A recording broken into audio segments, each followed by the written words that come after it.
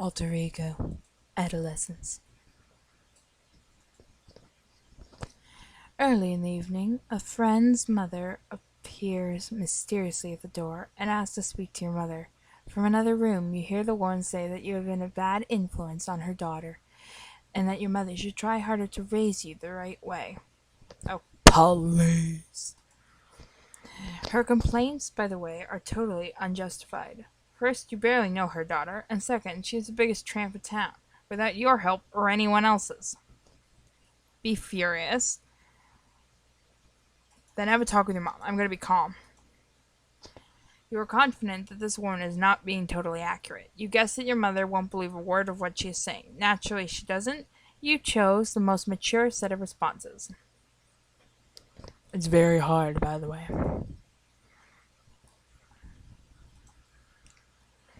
In your own opinion, you have been doing a good job at work.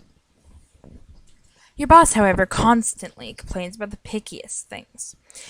He never tells you when you have done a good job. When you do something wrong, he really lets you have it, even when you foul up on something easily correctable. This feels like my life story. Can I copy this? I'm copying. To make matters worse, most of the mistakes you make are his fault. Now he has called you into his office for a discussion. This usually means that you are going to get yelled at for something. Sometimes you think that having an affair with the office manager and being married to his own nagging wife is driving him straight to the funny farm. Listen quietly and try not to be angry. Your anger causes you to resent work and your boss even more than you do now. Don't you know you are supposed to have your life made miserable by work for a few years yet? Your reaction only fosters depression. Well, I don't think I'm depressed. Warning, this episode contains subject matter of sexual nature. Do you wish to continue? Yes. Please turn your eyes, children. Your mother calls you in for a talk about something she says is very, very important. She thinks this might be a good time to go for a checkup with a gynecologist, a doctor who specializes in women. Be afraid, but go for the exam. She makes an appointment for you and says she will drive you there. On the way over, Mom explains to you it's a little embarrassing at first, but he really is a gentle doctor. You dwell for a moment on the word he and realize that a man is going to change your mind and tell her you don't want to see a man doctor. Go anyway. The gynecologist is a very sweet old man. Most of the time you spend naked is with a nurse who helps you prepare you for the exam. The doctor is kind enough to warm up the instrument before he examines you. When the examination begins, he shows you various different parts of your reproductive system and teaches you how to give yourself a breast examination, which he says is very important. He asks your mother if she would be kind enough to leave the room. When she does, he asks you whether you are sexually active and if you are using birth control. He then asks if you would like more information about birth control. Say no. He sees that you are feeling a bit uncomfortable and tells you that if you ever need information about birth control to give the office a call. He leaves you with a little warning. Don't experiment before you get the facts, young lady.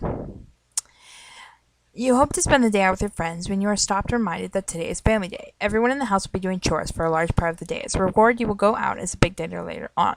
Because family relationships are generally good, this presents itself as a tolerable inconvenience. At the end of the day, you are glad you stuck around. You know someone's stealing an extremely large amount of valuable property from work. Be concerned. Tell the boss. The boss asks if you can prove what you were saying. Since you have no pictures or direct evidence, he tells you there's nothing I can do. This is one of those times where you think this whole world is completely insane. Sometimes it's just about it. You are shopping at a drugstore. It's almost closing time. The manager is letting the customers out one by one, keeping the door locked so no one else can come in. You are in the rear of the store making a phone call. Suddenly, a man in the line at the cash register takes out a gun and announces a holdup. He looks drunk, and the gun looks fake, but it's hard to be sure from where you are standing. Frightened? Keep still. Phone the police. You move slowly on instinct. You quietly and carefully dial the police and whisper into the receiver. The police are quick to arrive, and he is easily subdued. You acted bravely. Oh, thank you. You are getting dressed one day, and you notice a small red mark on your lips.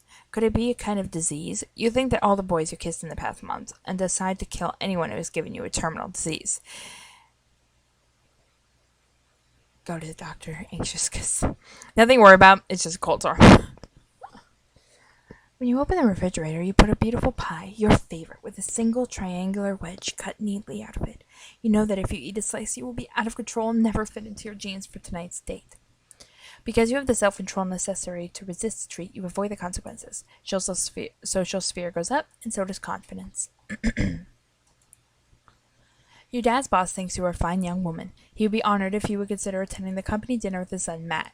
Oh, be interested. Accept the invitation. This was a very open-minded set of choices. You arrive at the country club waiting to meet him. Dad's boss son, all of a sudden, this movie star walks up to you. Your eyes glaze, your mouth gets dry, and you must concentrate very hard to prevent your tongue from dropping out of your mouth. Could this be Matt? Nope, it's some guy who works at parking cars. Matt arrives complete with braces, freckles, and a squeaky laugh. As the night goes on, you find out he's not so bad. Dad gets a raise the following week. Now about the company picnic next month. Sure. Looks don't mean everything, ladies, and I tell this time and time again. You are being in a quite pensive mood, and your thoughts turn to the subject of religion. Your family's beliefs seem out of step with your own as you wonder about the nature of your existence. Would they understand if you told them about the difference? Do not confront to them. Be curious, though. How is that not allowed? Okay, curious, talk to them. Fine. You desire to question the meaning of religion, faith, and some of life's larger, more philosophical questions is admirable. This kind of independent thinking stimulates the mind and fuels divergent thought. Your parents accept your right to your views, but strongly disagree. You feel that their arguments are weak compared to yours. They seem to accept more things on faith. You want reasons. The discussion seems futile until you realize that perhaps the most important aspect about it is their acceptance of you and their secret pride in the knowledge that you are a bright, free-thinking person.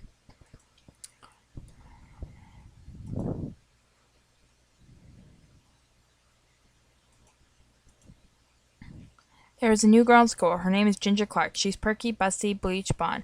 2 weeks after she arrives at school, she has dated every eligible guy named seems some of the ineligible guys. A friend informs you that yesterday Ginger asked Mark to help her study. How do you feel about this? No big deal. I guess you figure that Mark is going to fool around. That's his problem. As it turns out, he remains faithful to you. You must be a very confident person. There is a very big party happening at the house of a close friend. Her parents have hired a local rock group to perform there. The party will last until you're past your usual curfew, so would like your parents to make an exception and extend it for this one night. Because you have worked hard in the past, get along with your members of your family, they extend your curfew gladly. Have a nice time. I will. Thank you. A close friend of yours has taken on a peculiar habit lately. After every meal, she runs into the bathroom and throws up so that she doesn't have to worry about her weight. She doesn't seem to think there's anything weird about it, and she is losing weight rapidly. Be concerned, try to help straighten her out. She denies that she has problems. Insists that she does. Leave her alone. You can convince yourself that you tried your best, but she wouldn't accept your help. Yes. You are annoyed because your father doesn't seem to be paying attention to what you say these days. You would appreciate if he would treat you more like a person. While you are trying to explain to him, he begins correcting your grammar.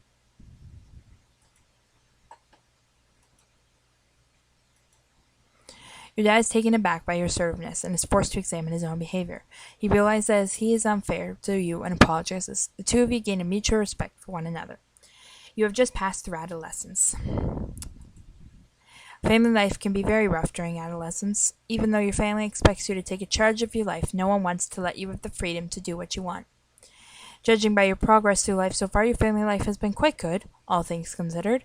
Family members can be pain, but no one seems to mind it when you overhaul your hair for 3 hours every morning in the bathroom. Physically, you have been a healthy young woman, accepting and being comfortable with the changes in the way your body looks. May have been a bit of a concern to you during this phase, but it seems strong physically. Socially, the phase of life doesn't present its share of problems. Most of these problems fall into the category of boys. Life must be pretty simple before they showed up. Your social adjustment has been remarkable. Although you do not have a steady boyfriend at the present time, there's always the next life phase. Now regarding your emotional development. You are a remarkable, trustworthy young woman. This trait is bound to take you far, emotionally and vocationally. You are developing into the type of adult that people can confide in. Unfortunately, the burden that comes along with this characteristic is a tendency for people to tell you their problems. You become the strong shoulder that everyone cries on. A positive aspect of your adolescence is your ability to resist temptation and not give in to your impulses. Since adolescence is a time for testing limits, this can get some people into some pretty dangerous situations. However, leading an excessively sheltered life can be boring. You are taking life pretty seriously, aren't you? While you are far from depressed, it seems sometimes that you don't always strive to be the happiest person you could be. Even though an occasional explosive outburst is a common in most adolescents, you seem to have everything well under control. You seem to be sensitive and gentle. You certainly have a good head on your shoulders. You are not only book smart, but you also have plenty of common sense.